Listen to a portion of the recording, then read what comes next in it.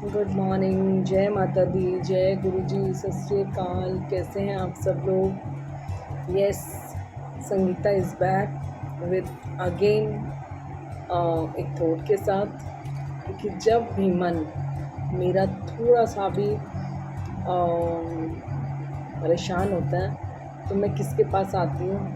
आप लोग भी बताइए। यस, मैं आप लोगों के पास आती हूँ। सबसे पहले तो बहुत थैंक यू कि आप लोग मेरे काम को पसंद कर रहे हैं, मुझे सब्सक्राइब कर रहे हैं, मुझे सपोर्ट कर रहे हैं। मतलब आप बोलेंगे कि हमेशा हमेशा हमेशा मैं कुछ सीरियस टॉपिक लेके आती हूँ, बट वो सीरियस टॉपिक ये नहीं है कि मैं आप लोगों को डिस्टर्ब करने के लिए आती हूँ। उस सीरियस थॉट से, उस सीरियस बात से हम कुछ सीखने को मिलता है। ऐसा नहीं है, बीच बीच में मैं कुछ फ़नी वीडियोस भी आप लोग के लिए पोस्ट करती हूँ, अपलोड करती हूँ।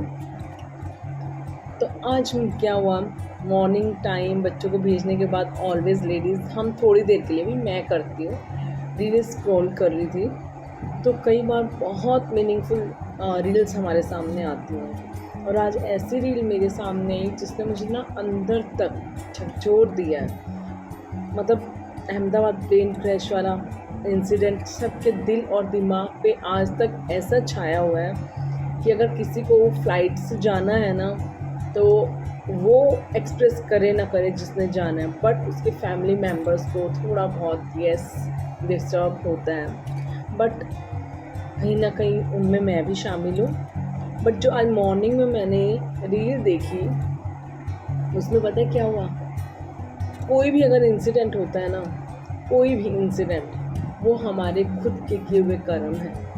आज जो मैंने देखा, सुबह सुबह ये देखा, मुझे याद नहीं आ रहा क्योंकि बात ऐसे सुन के ना मैंने ना ध्यान दिया कि हु इज़ दिस पर्सन, कौन वो बोल रहे थे। बट जिन्होंने भी बोला है, बहुत दिल में बैठी है वो चीज़। वो ये है कि जो भी उस दिन प्लेन में थे, जितने भी लोग जलकर मर गए हैं प्लेन में, वो उन लोगों का एक कर्मा था। जिन्होंने भी ये स्टडी की हुई है, उन्होंने स्टडी की। मैं पर्सन नेम भी नहीं देख पाई हूँ, सॉरी टू से। हाँ, थोड़ी सी अधूरी अगर इन्फॉर्मेशन लगे तो माफ़ करिएगा, लेकिन येस, अगर फिर से कभी मेरे सामने वो रील आती है, definitely I will share the name of this person. उन्होंने क्या बोला? उन्होंने बोला कि ये जो इंसिडेंट हुआ था प्लेन में, जो सब एक साथ गए हैं, उन लोगों का एक कर्मा था। किसी टाइम पे अपने पास टाइम में उन्होंने एक साथ मिलके एक जंगल जला दिया था, जिसमें बहुत सारे इनोसेंट पर्सन थे, इनोसेंट लोग मर गए थे। उसमें पशु पक्षी बहुत सारे लोग जलकर मर गए थे। वो इस जन्म में आके एक साथ हुए, एक अपने कर्मास को उनको इस तरह से कंप्लीट करते हुए वो यहाँ इस जन्म में एक फ़्लाइट में मिले। और जो कोई मिनिस्टर थे वहाँ, वो मिनिस्टर ही वहाँ उस टाइम पे कमांडर थे। उन्होंने ही कमांड किया था कि तुम लोगों को इस तरह से जंगल जलाना है।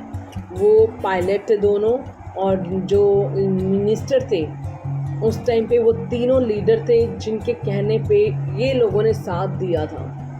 तो कहने का मकसद और मोरल ऑफ द डे ये है कि अगर हम किसी को गलत करने के लिए नहीं रोकते हैं तो कृपया करके उसका साथ मत दो। और न्याय करने वाला हम कोई नहीं होते हैं, न्याय करने वाले न्यायाधीश बहुत, मतलब ये वीडियोस देख के अंदर तक ऐसे वो हो गया ना, मतलब पूरी ही पिक्चर उस ईश्वर के लिए, उस प्रभु के लिए ऐसे दिल में घर कर गई है कि उसके किए हुए में कहीं अन्याय नहीं है। He is the perfect judgement, मतलब जो होती है उनकी बिल्कुल परफेक्ट होती है। वो ना पार्शियलिटी करते हैं, ना कुछ करते हैं। मुझे दुख था उनके लिए, लेकिन इस रील ने मेरी आंखें खोल दी। मतलब हमें दूसरों को गलत करने से अगर हम नहीं रोक सकते हैं तो कृपया हमें उनका साथ नहीं देना चाहिए। और दूसरी चीज़, हमें न्यायाधीश भी नहीं बनना चाहिए। ये न्यायाधीश पे मुझे अभी बात करते करते कौन याद आया? पायल मलिक, जिसके आजकल की बहुत वीडियोस आपने देखी हैं। माँ काली का उसने रूप क्या धारण किया, लोगों ने तो उसको मतलब ऐसे एक गुनाहगार साबित कर दिया। भाई कौन सा गुनाह किया है उसने?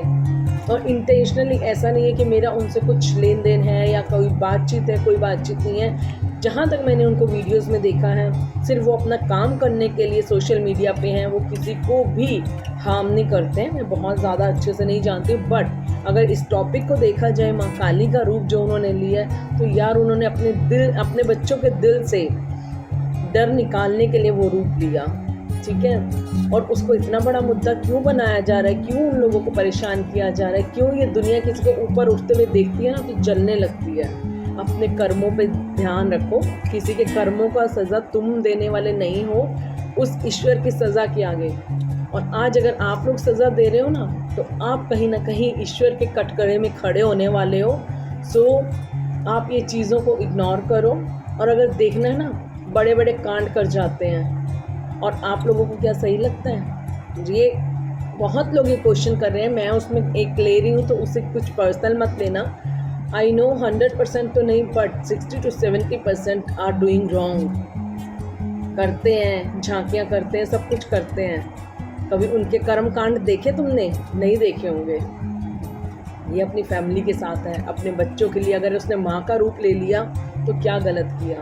मैंने कोई कंटेंट नहीं बनाना था इस पर, बट जो सुबह की मैंने रील देखी ना, उससे बहुत सारी चीज़ें मेरे दिमाग में फ्लक्चुएट कर रही हैं। और जब मेरा दिमाग में कोई भी चीज़ आती है ना, तो मैं अपनी फैमिली से शेयर करती हूँ, अपनी यूट्यूब फैमिली से शेयर करती हूँ कि मैं कहाँ गलत हूँ या मेरी सोच कहाँ तक सही है। सिर्फ मेरा अपनी फैमिली को जगाने का, मैं जगाने वाली भी नहीं हूँ, सिर्फ अपना भाव मैं प्रस्तुत इसलिए कर रही हूँ कि यस, कहीं गलत हो तो आप अगर नहीं रोक पा रहे हैं ना, तो साथ मत देना। उसकी नज़र, मतलब उसमें मैं भी शामिल हूँ। आज अगर मुझे ये लगता है कि इस जन्म में, अभी तक की मेरी लाइफ की जर्नी में मैंने कभी किसी को हर्ट नहीं किया, जाने अनजाने हुआ हो तो उसके लिए मैं माफ़ी चाहूँगी। लेकिन जहाँ तक अगर मैं सोचने पे आऊँ, मैंने नहीं किया। लेकिन इससे पहले के मेरे कौन से कर्म, इससे पहले के मेरी कौन से जो दोष हैं, पाप है, मुझे नहीं पता, बट ईश्वर है ना, उसने पूरी किताब लिखी हुई है। इसीलिए आप जस्टिस मत करो, आप न्यायाधीश मत बनो, अपने कर्मों पे ध्यान दो। आप सिर्फ करता हो, कर्म करते रहो और उसके न्याय से डरो, ठीक है। बहुत सारी बातें हैं कहने के लिए, बट इतना ही कहूँगी कि yes, you are not judgement. मैं वर्ड नहीं बोल पा रही हूँ, सडन मेरा प्लान होता है और कहीं ना कहीं लैक ऑफ वर्डिंग्स भी हो जाती हैं, उसके लिए सॉरी। बट कहने का जो मेन भाव है वो ये है कि आप जजमेंट मत करो, आप न्यायाधीश मत बनो। न्यायाधीश बहुत बड़ा है, बहुत पावरफुल है और पार्शियलिटी से दूर होके वो सबका न्याय करता है। तो इन्हीं भावों के साथ वो जो रील में मैंने सुना है, उसकी वजह से मेरे अंदर ये सब विचार आए जो मैं आपके सामने लेकर आई हूँ। आपको अच्छे लगे तो सोचिएगा ज़रूर, और अगर समझ नहीं आए तो स्किप कर दीजिए। मैं भी जजमेंट करने वाली और किसी को सिखाने वाली नहीं हूँ। हम एक समाज में हैं, एक दूसरे के भावों को एक्सप्रेस करना ही सिर्फ हमारा एक काम है। और जो भगवान ने हमें कर्म दिए हुए हैं उसको करते रहें। बस इतना ही एक मेरा विचार था जो मैंने आपको प्रस्तुत किया आप लोगों के सामने। बहुत सारी मिस्टेक्स हैं, उसको इग्नोर करके सिर्फ मेरा इंटेंशन जो था उस पर ध्यान देंगे। और सोचिएगा ज़रूर कि हम सिर्फ कर्ता हैं, न्याय करने वाले हम नहीं हैं। इसलिए सबको सबके कर्मों पे छोड़ दो और उस पर भरोसा करके चलते रहो। Thank you so much everyone, thank you.